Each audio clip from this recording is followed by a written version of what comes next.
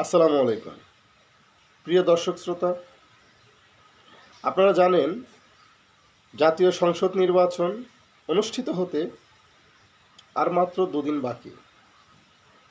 ইতিমধ্যেই বিএনপি এবং জামাত তাদের প্রচারণা অব্যাহত রেখেছেন। আপনারা খেয়াল করেছেন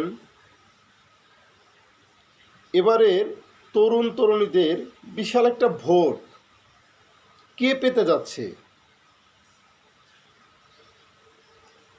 এই ভোটটা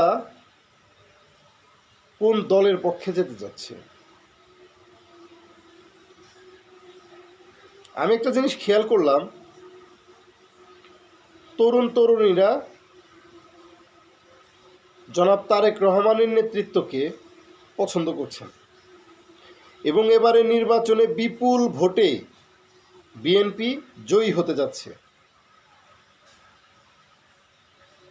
আনুমানিক 240 থেকে 50টা সিট ধানের শীষ অর্থাৎ জনাব তারেক রহমানের দল বিজয়ী হতে যাচ্ছে।